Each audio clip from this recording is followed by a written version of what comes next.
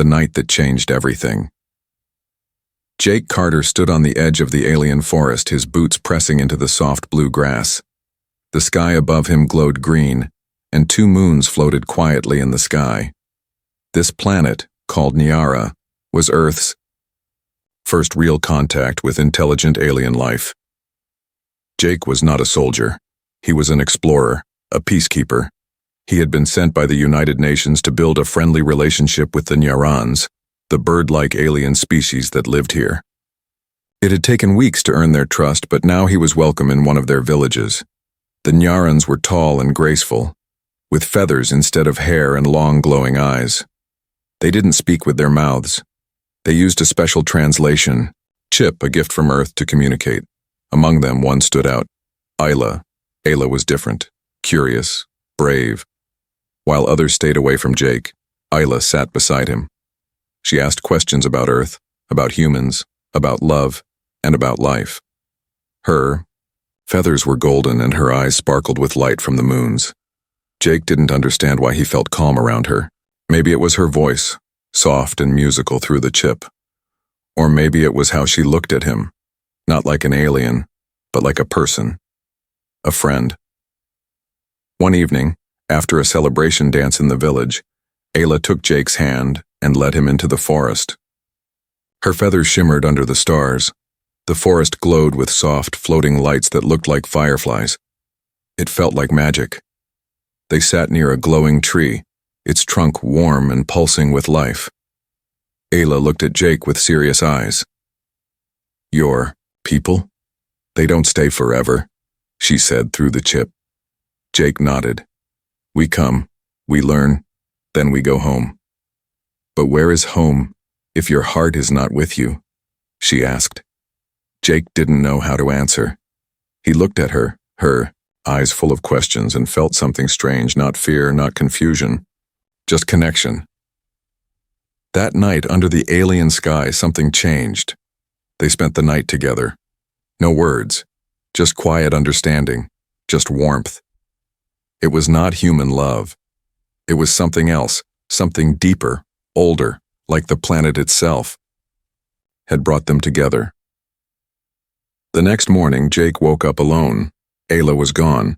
He searched the forest but found nothing. He returned to the village, but the other Nyarans didn't speak to him. Their eyes followed him, not with anger, but with silence. Later that day, Jake got the signal from Earth. His mission was complete. It was time to return. 1 month later back, on Earth, Jake couldn't stop thinking about Nyara, about Ayla, about that night. He tried to focus on his reports, on meetings, on interviews. But something inside him felt unfinished. Then, one morning, everything changed. A message came through the special comm link, one only meant for peace missions. It was from Nyara, a single line spoken in Ayla's voice. "Come back. You are the father?" Jake stared at the screen. "What?" He replayed it again and again. The voice was real. It was her. And her words were clear. He didn't know how this could be possible. They were different species. This wasn't supposed to happen. But deep down he felt the truth.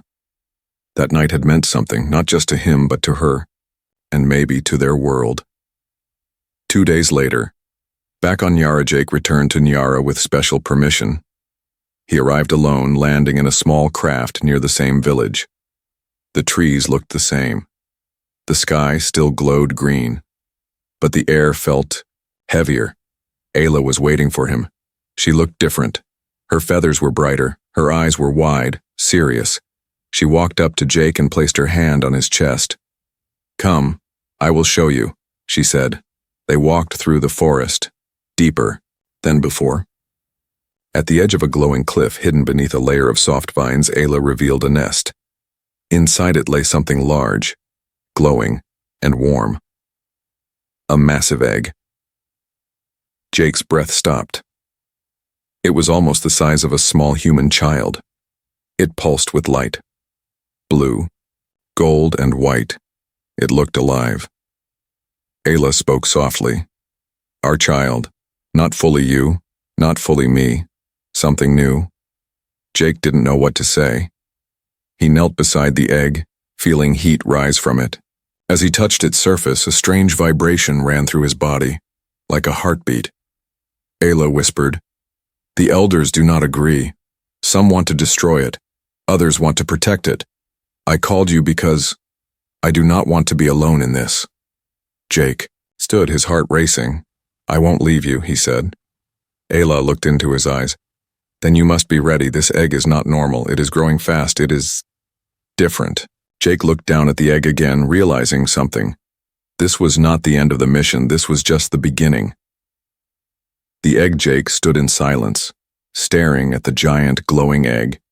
It rested in the middle of a sacred nest made from silver branches and soft, glowing moss.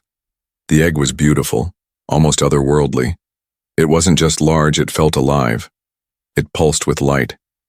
Each color wave that moved across its surface seemed to breathe, like it was aware of being watched. He slowly stepped closer and placed his hand on it. The egg was warm, not like the warmth of the sun. It was deeper, like standing near something ancient, something powerful. Beside him, Ayla stood still. Her feathers moved gently in the breeze. Her golden eyes were locked on the egg, but her face showed no peace. Jake broke the silence. "It's real. Our child." Ayla nodded once. "Yes, but not just a child. Something new. Something even I don't understand." Jake looked at her, confused. "What do you mean?" She hesitated, then spoke slowly. "Our species should not be able to mix. Nyarans and humans. It's impossible. That's what the elders believed. Until now." Jake knelt down and watched the egg more closely. "Then how?" "I don't know," Ayla said softly, "but the egg has power. I can feel it. So can the tribe." The elders speak later that day. Jake was brought before the council of Nyaran elders. 7 of them sat in a half-circle, their feathered bodies tall and still. Each had lived for over 200 years. Their minds were sharp, their memories long. The eldest, named Terhale, stepped forward. "You have done something forbidden," he said, not with anger, but deep concern. "The mixing of species breaks the code of life." Jake stood firm. "We didn't plan this, it just happened." Terhale's eyes narrowed. "Perhaps, but now something has entered our world, a being we do not understand, and already the balance is shifting." Jake frowned. "What balance?" Another elder spoke. Her name was Shira. "The egg affects the forest. Plants are growing where they should not. The animals behave strangely. Time feels slower." Ayla stepped beside Jake. "The child is not a threat, it is part of us." Terhale shook his head. "You feel attachment. That clouds your sight. If it lives, we do not know what it may become." Jake clenched his fists. "You're saying, you want to kill it?" The elders fell silent. Then Shira replied, "We are saying we may have no choice." The vision that night, Jake couldn't sleep. He sat near the egg again, watching its soft glow. Ayla had gone to speak with the tribe. Leaving him alone, he reached out and touched the egg. Immediately, a strange pull hit his mind. His thoughts froze. The world around him went dark. He blinked and suddenly he wasn't in the nest anymore. He was standing in a field of stars. Everything was silent. He looked around, heart racing. Then, in front of him, the stars began to move. They formed a shape. A child appeared. It looked human, but its eyes glowed gold like Ayla's. Its skin shimmered. Feathers and hair mixed together on its head. It stared at him calmly, like it had known him forever. "You are my father," the child said in a soft, echoing voice. Jake opened his mouth to speak, but the child raised its hand. "They are afraid of me," it said. "They think I will destroy their world." Jake shook his head. "Will you?" The child smiled. "I do not want to destroy. I want to grow, to learn. But others will come. Others will try to use me." Jake's eyes widened. "Who?" Before the child could answer, the stars started to shake. The vision collapsed. Jake woke up gasping for air. His hand was still on the egg. Sweat dripped from his forehead. He looked around and saw something strange. The egg was cracked. Just a small line, but it hadn't been there before. The intruder as the night grew colder. Jake stepped outside the nest to breathe. The forest was quiet. Too quiet. Then he heard it. A whisper. Leaves moving. He crouched, listening. His hand went to the small plasma blade on his belt. Standard explorer gear. He moved toward the noise. Between the trees, a dark figure stood. Not on Euron, it was a humanoid, wearing black armor, smooth and silent. No lights, no markings, not one of theirs. The figure held a small scanning device and was watching something on its wrist screen. Then it turned its head and saw Jake. The figure ran. Jake chased him, heart pounding. He was fast, but the figure was faster. They jumped over roots, dodged glowing vines. Finally, Jake threw his blade. It hit the figure's leg, and he stumbled. Jake pinned him down and ripped off the helmet. A human face stared back, young, pale, a soldier. Jake grabbed his collar. "Who sent you?" The man coughed. "Earth. Earth knows. We intercepted the signal. They sent me to confirm. The egg, it's real." Jake's blood ran cold. "Earth wants the child?" The man nodded. "They think it could be the key to something big. A weapon, a new race. They'll come, Jake. They're already preparing." The warning Isla returned moments later. She saw the human soldier tied up beside the tree and looked at Jake with alarm. Jake explained quickly. About the vision. About the crack in the egg. About the human spy. Ayla's face darkened. "Then we don't have time." "What do you mean?" She pointed to the egg. "It's hatching. Early." Jake looked at the egg. The crack was wider now. A glowing light shined from inside. The egg was shaking. Jake whispered, "It's happening." But deep inside he knew something else. This wasn't just the birth of a child. It was the beginning of something far bigger. A change, and the world wasn't ready. The tribe's warning. The egg was no longer still. Inside the sacred nest it pulsed. Faster, brighter. The light leaking from the cracks glowed like fire trapped under glass. The silver branches around it trembled as if something inside the egg was breathing harder, faster, waking. Jake stood frozen, his heart thudding. Ayla touched his arm. "It should not hatch so soon." He nodded, eyes still locked on the egg. "What does it mean?" she whispered. "It means the child is choosing to come early." Jake turned toward her. "Choosing?" Ayla's voice grew tight. "Our kind are born when nature decides, but your child is not following our rules.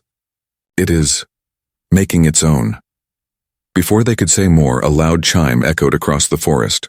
A deep, humming bell that shook the leaves. Ayla's eyes widened.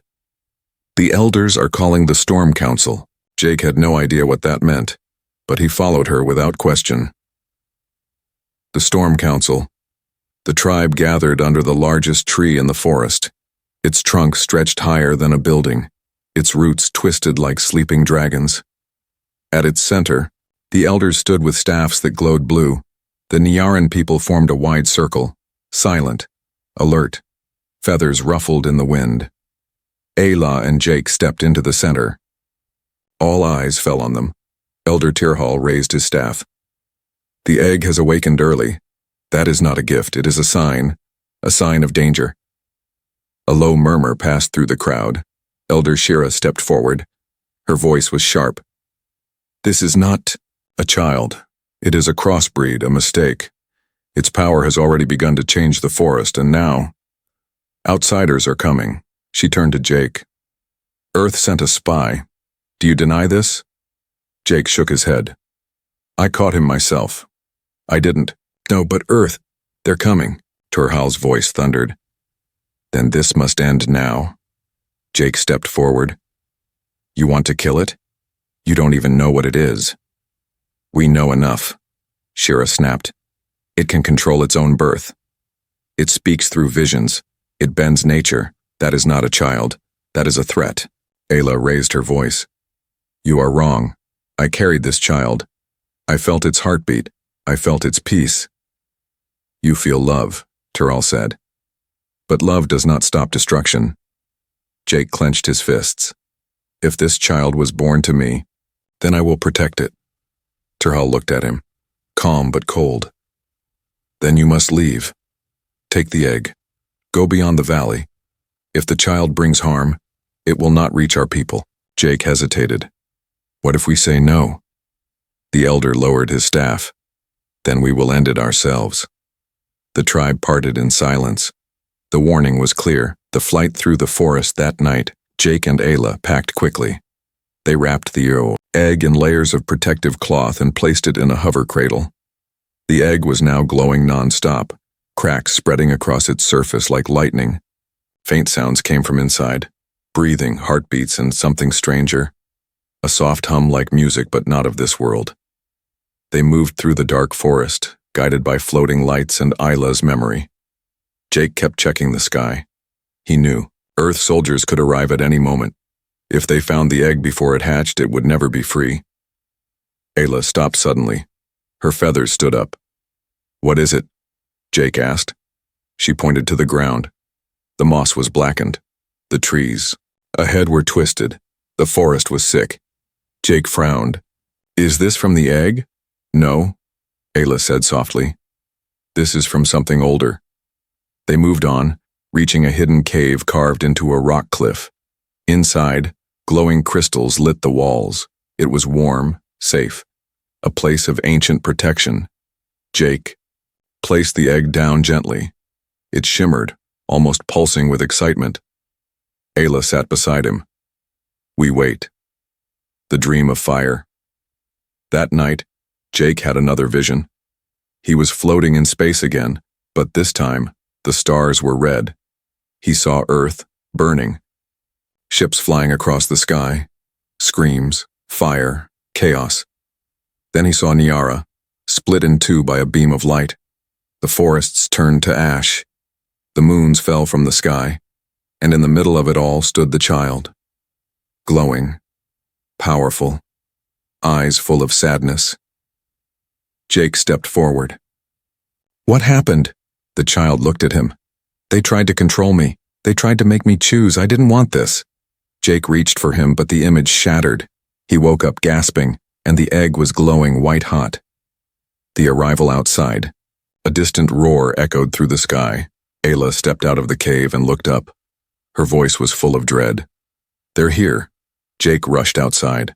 In the distance, between the trees, several Black Earth shuttles were landing. Soldiers poured out, weapons drawn. They came faster than I thought, Jake said. How did they find us? Ayla whispered. The egg called them. Jake looked at her in shock. What? She nodded slowly. It is not just alive. It is aware. It senses danger and draws power, even from our enemies. Inside the cave, the egg began to shake violently. The cracks widened. A voice, soft but clear, echoed. Inside both their minds, I am ready. The egg hatches. The cave trembled. The glowing crystals on the walls dimmed as if something within the cave was pulling all the light into itself. At the center of the chamber, wrapped in soft cloth, the egg pulsed wildly, white, gold, then deep, red cracks webbed across its surface like a storm frozen in time. Ayla and Jake stood side by side, hearts pounding. The air was heavy with energy, thick and alive, like lightning had entered the air but hadn't struck yet. Outside the cave, Earth soldiers were approaching. Fast. Inside the cave, something ancient was about to awaken, and there was no stopping, either. The final cracks, Jake knelt beside the egg. He didn't know if he was ready to meet his child. He didn't even know if the being inside would look like him, or even be able to speak. Would it be kind? Would it understand him? Or would it see him as a stranger? Stay strong, Ayla whispered beside him. Whatever happens, we face it together. Jake nodded slowly. Together. The egg gave one final pulse, then crack. A long, jagged split ran down its center, another and another. A high-pitched sound filled the cave. Not a scream, but a song. A strange melodic frequency that made the stones shake and the air shimmer. Ayla fell to her knees. It's speaking. Jake looked at her. What's it saying? She closed her eyes, listening to the sound in her mind. I am here. I am awake. I see you. The child emerges. With a sudden burst of light, the egg exploded outward, not violently, but like petals unfolding from a flower. Silence. Then, movement. A small figure sat in the center of the broken shell. It had smooth, pale skin like Jake, but along its arms and spine were delicate golden feathers. Its eyes were large and glowing, exactly like Ayla's. It breathed softly, looking around as if it already knew this world. Jake's voice cracked. Is it okay? The child looked up and smiled. You are Jake, it said. Its voice was soft, echoing and strange, as if it was hearing its own words for the first time. You are my father. Jake's breath stopped. He moved closer, heart full of shock and wonder. The child didn't back away. Instead, it reached out and touched his face. Your thoughts are loud, it said with a soft giggle. But kind. Ayla stepped forward, kneeling. Can you stand, little one? The child nodded and rose without effort. It stood tall and straight, like it had already done it before. Jake couldn't believe it. The child had just been born, but it moved like someone who had lived for years. The power revealed, suddenly, outside the cave. Blaster fire. Soldiers had arrived. Trees were burning. Voices shouted orders. Jake stood quickly. They found us. The child turned to the sound, head tilting. They are afraid. Ayla placed her body in front of the child. They will try to take you. The child looked at both of them. I will not let them. Jake's eyes widened. What do you mean? The child walked to the mouth of the cave and raised a hand. Outside, soldiers had formed a perimeter. They pointed their weapons toward the entrance, expecting danger. Then the ground shook, not violently but deeply, like the earth was warning them. Above the trees, the sky darkened, not from clouds but from energy. The light bent, twisted, and curved around the child's small form. Jake watched in awe. It's manipulating gravity. The child spoke, again voice calm and pure. You do not need your weapons. I will not fight you. All at once the soldiers dropped their rifles, not by choice, but as if an invisible hand had gently pulled them away. They floated in the air for a moment, then lowered to the ground. The lead commander tried to step forward but froze mid-step. His entire body was held still, gently but firmly. The child walked toward him. You want to control me? But you do not even understand me. The soldier's eyes were wide, terrified. I don't want to hurt you, the child said, but I will not be a weapon. It turned and walked back into the cave, the energy fading behind it. Ayla whispered, stunned, It's only minutes old. Jake looked at her. And already more powerful than any human or Niaran, the truth and the fear inside the cave. The child sat quietly, resting. Ayla leaned close. What are you? The child looked up. I am not just a mix of human and Niaran. I am something designed, not by nature, but by something older, something watching. Jake tensed. What do you mean, watching? The child closed its eyes. I see flashes, a machine, a beacon. Before I was born, I was placed into the egg. Someone, somewhere, wanted me to exist. Jake whispered, You're not just a child. You're a message. The cave fell silent. Outside, the Earth soldiers were backing away. Not because they were ordered, but because they knew they had seen something they didn't understand. The final warning that night as the moon rose over Nyara, the child slept peacefully for the first time. Jake stood guard. Ayla stood beside him. "What now?" Jake asked. She looked at him, then at the sleeping child. "Now we run." Jake nodded. "From Earth?" Ayla shook her head. "From everything." Earth responds. The jungle burned behind them. Jake, Ayla, and the child moved swiftly through the glowing night forest, the leaves parting as if nature itself made way for them. Each footstep echoed like thunder in Jake's ears, not from fear, but from what they were now carrying, a being the universe wasn't ready for. The child, now awake and calm, walked between them. No more than 3 feet tall, it looked peaceful, but Jake had seen what it could do. And more than that, he had felt it. The raw energy, the invisible power that hummed in its presence. And far behind them, Earth's army was regrouping. They weren't going to stop. The broadcast above the planet Nyara, Earth's command ship hung in orbit, the Ascendant Dawn. Inside, holographic screens showed footage from the ground, an egg cracking, weapons floating, men frozen by an unseen force.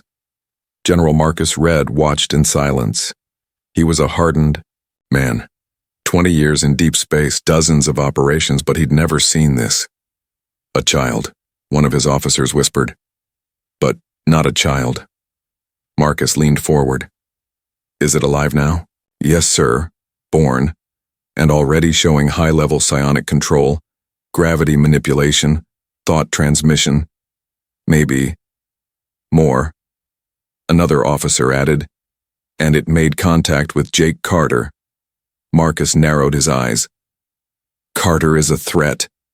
Now he's compromised. Get me Earth Command. We may need to act fast. If that being leaves Nyara, we lose control." The chase begins back on the planet. Jake and Ayla reached a series of deep cliffs. Below them stretched a hidden network of caves known only to Nyara's oldest tribes. "This is where the forest ends," Ayla said. "We can hide below." The child tilted its head. "They're coming, fast." Jake scanned the sky. And there it was. A sleek black ship streaking through the clouds like a spear. Its engines glowed cold blue. No lights. No warnings. Earth's elite unit, the Quiet Division. Jake swore under his breath. "They're not coming to talk." Ayla reached out, touching Jake's chest. "You must choose now, stay and fight or run and protect." He looked at the child, who met his gaze without fear. "I'll protect," Jake said. Ayla nodded. "Then follow me." Underground secrets. They entered the caves just as the enemy ship landed above. Dust rained from the stone as boots hit the ground. Inside, the cave was alive, glowing roots pulsing with light under the walls, whispering winds flowing through the tunnels. The child touched the stones. "This place remembers. Others were here, long ago." Ayla looked at the child sharply. "What do you see?" "Machines," it whispered. "Metal, but old, hidden, sleeping." Jake's voice echoed, confused. "What machines?" The child turned and placed a hand on the wall. Suddenly, the cave began to shift. A low rumble. Hidden panels opened. Lights flickered on in ancient patterns. The stone transformed into smooth walls of alien metal, far older than Nyaran design. Jake stared in shock. "This isn't Nyaran?" "No," Ayla said quietly. "This is before us. The Forbidden Chamber." The floor split open, revealing a staircase made of black stone. At the bottom, a wide circular room waited, filled with floating orbs, symbols in the air, and a single glowing chair at its center. The child stepped forward. "This is why I was born," it said. Jake followed, hesitant. "What is this place?" Ayla ran her hands across the walls. "A vault, a key, maybe a message." The child climbed into the glowing chair. As soon as it touched the surface, the room lit up. Dozens of star systems appeared midair, a map of the galaxy, and in its center, a dark point pulsing slowly. Jake stared. "That's not Earth. That's not Nyara. What is that?" The child whispered, "A signal, a call. I am not the only one." The ultimatum outside the cave. Earth's soldiers had surrounded the entrance. A loudspeaker crackled to life. "Jake Carter. This is General Marcus Red. You are ordered to surrender the hybrid entity. You are considered a security risk. Do not resist." Inside the chamber, Jake looked at Ayla. "If we give them the child, they'll study it, fear it, twist it," she said. Jake turned to the child. "Can you stop them?" "I can," it said calmly. "But I don't want to hurt anyone." Jake clenched his fists. "Then what do we do?" The child closed its eyes and the ground trembled again. Then it spoke to the soldiers outside. Not through speakers. Not through radios. Directly into their minds. "I am not your weapon. I am not your enemy. But if you try to take me, I will protect myself, turn away, or be turned away." The reaction, some soldiers screamed, dropping their weapons and covering their ears, even though no sound had passed. Others fell to their knees, eyes wide with visions. One by one, they backed away. Inside the chamber, Jake looked at the child in awe. "That wasn't just a warning," he said. The child opened its eyes. That was mercy. A dangerous future hours passed. Earth's fleet didn't attack, but they didn't leave either. Satellites stayed in orbit. Drones circled from above. Jake, Isla, and the child sat in the ancient vault, protected but not free. "The galaxy knows now," the child said softly. "They will come. Some will fear me. Some will want me. Some will try to destroy me." Jake asked, "What do we do?" The child answered with a single word: "Prepare." The escape darkness surrounded the ancient vault. Far above the underground chamber, Earth's warships hovered silently in Yara's skies. Drones scanned the mountains. Ground troops searched forests with heat-sensing scanners. But they still hadn't found Jake, Ayla, or the child. Because they were no longer in the forest. They were somewhere older, somewhere forgotten. The place the child had activated, the pre-neuron vault, was hidden by a system of tunnels deeper than any known map. It was not built by the neurons nor by humans. It was built for something else. And now, it was awake. A strange message. Jake watched the child carefully. It sat cross-legged in the glowing chair of the vault, eyes closed, body still. For 3 days, it hadn't eaten or slept. It didn't need to. The walls of the chamber flickered with stars and signals. Some Jake recognized as planetary codes. Others were unreadable. Suddenly the child opened its eyes. "I received something," it said softly. Ayla stepped closer. "From where?" The child pointed to the center of the floating galaxy map, where the dark, pulsing signal had appeared days earlier. "It's not a location," the child whispered. "It's a voice, a memory, something calling to me." Jake frowned. "Calling you?" it said. "Come home. We are not done." What lies beneath? They decided to leave the vault, not because it was unsafe, but because something inside the child was changing. Faster, the child's energy had started affecting the vault. Floating orbs now rotated wildly. Walls shifted positions. Even the tunnels bent slightly when the child walked. The child looked at Jake and said, "I can't stay here. I'm growing too fast. If I stay, this place may collapse." Ayla nodded. "Then we move." Jake activated a Nyaran hovercart and loaded minimal supplies. Ayla wrapped the child in a cloak to hide its glow, though no fabric could dim its presence.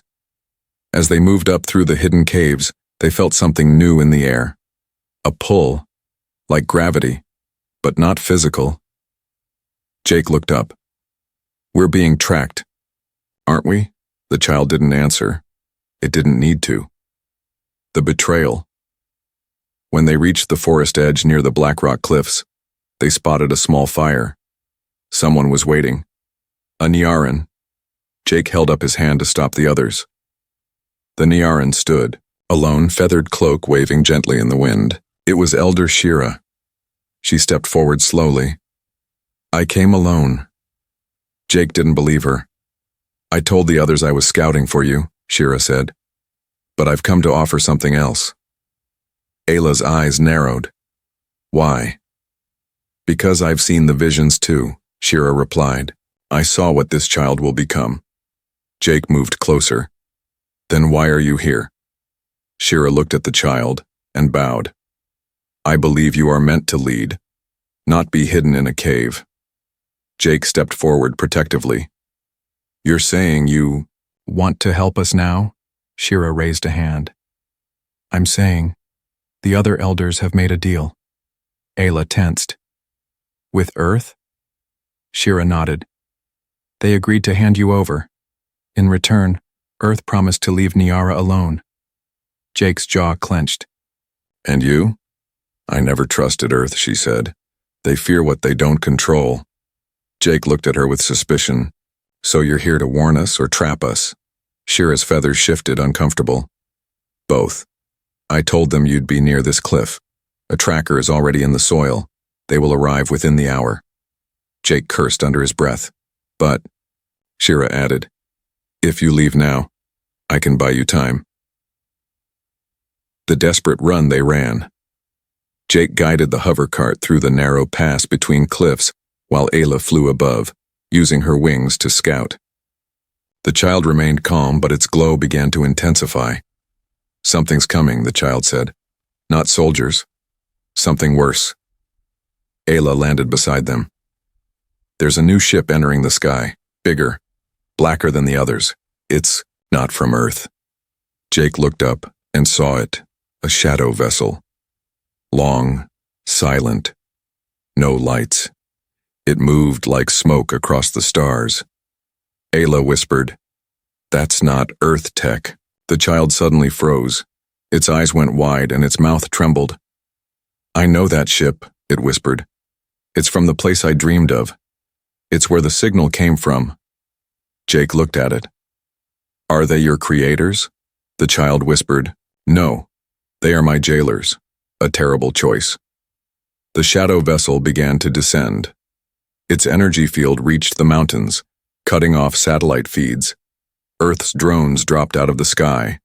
Soldiers retreated. Even the Nyrans watching from afar went silent. Something ancient had come.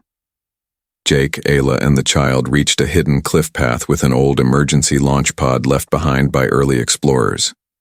It was small, only big enough for two. Ayla turned to Jake. Take the child, get off world, I'll stay behind and slow them down. Jake shook his head. No way. We all go. The child looked up at them. I can fly the ship. I already understand how it works. Jake frowned. What? The child stepped toward the pod and placed its hand on the hatch. It opened instantly. I was made for more than this planet, the child said. But I don't want to leave without you. Ayla nodded. Then we go. Together. The escape they strapped in. Jake activated the engines. The pod shook, ancient and unstable. The shadow vessel launched drones black and sharp like insects. They swarmed toward the cliffs. Too fast. Then the child placed both hands on the control screen. Its eyes glowed. Let me fly, it said. The pod lifted, silently, smoothly. Like gravity no longer mattered. The swarm of drones reached them, then stopped. One by one they exploded into sparks without being touched. The shadow vessel blinked, and the pod escaped into orbit.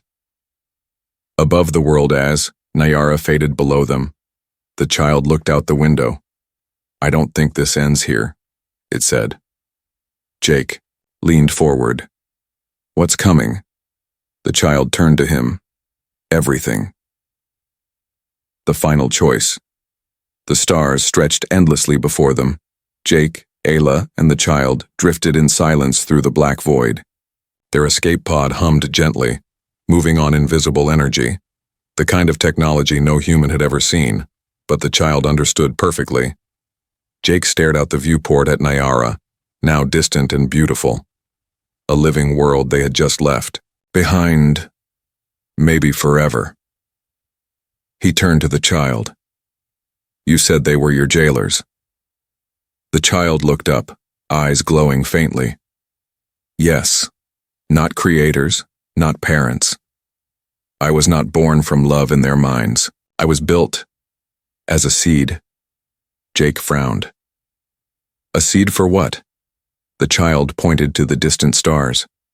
For them to come back, for them to conquer. I was meant to be the key, a living beacon. Ayla whispered. And now you've broken the chain? The child nodded. But they still follow the signal. I turned it off, but they are already close. Jake gritted his teeth. So we're not running anymore, we're just buying time. The child closed its eyes. No. Now we choose. A ship like a god far ahead in the void, space shimmered. It began as a ripple, like heat over a desert. Then, the stars bent, and a vast shape appeared. Not a ship. A structure, a cathedral. A living city floating in space. It had no engines. No lights. Just endless black towers, silent wings, and shifting metal patterns like veins of a sleeping beast. The child's voice dropped. They have arrived. The transmission A pulse echoed through space, not in sound, but in thought. Jake gasped, clutching his head. Surrender the hybrid. Return the key. You are not authorized to carry it. The message was not spoken. It was burned directly into his brain. Ayla cried out beside him, her feathers standing on end. The child stood still, unharmed. They don't speak, it said softly. They control. They don't ask, they take. Jake straightened, pain fading slowly. They want you to go back, he said. To finish what they started. The child nodded. If I return, they will use me to control worlds. Not just Nyara, not just Earth. Everything, Ayla asked. Can they take you by force? The child looked out the window. They built me, but now, I'm stronger. The council of minds inside, the ancient structure, a dozen beings sat on, thrones of light. They had no mouths, no eyes, just smooth polished heads and armor made of time. They had ruled before Nyara existed. Before Earth was born. They watched the child's escape pod approach and prepared their minds to speak again. But something interrupted them. A signal they didn't send. A thought they couldn't track. The child was inside their ship now. Already. The me. Choice back in the pod, the child took a deep breath. I must go to them. But not as a prisoner. Jake stepped forward. No, you're not going alone. You can't follow me where I go, the child said. This is not a war of weapons. This is a war of will. Ayla looked heartbroken. Will you survive? The child smiled. If you believe in me. I will not just survive. I will decide. Jake felt something shift inside him. He had come here as an explorer, then as a father. Now, he stood as a witness to something far bigger than species or planets. He reached out and placed a hand on the child's shoulder. Then make them hear you. The confrontation, in the core of the great ship, the child stood before the council. No guards, no weapons, just a small, glowing figure. You used me, the child said. You tried to make me your voice. The council responded in a single word. We are order. The child raised its head. Then I will be chaos. The room trembled. Lights failed. Systems shut down. The council tried to control it, but the child's mind was no longer theirs to shape. From human love and alien soul I was born, it said, not as a key, not as a weapon, as a bridge. A sudden explosion of light filled the ship. The council's bodies turned to ash, not from violence, but from rejection. Their own creation had refused them. The return aboard the escape pod, Jake, and Ayla waited in silence. Hours passed. The strange ship floated, silent and dark. Then a whisper. A soft glow returned to the screen, and the child's voice came through. It is done.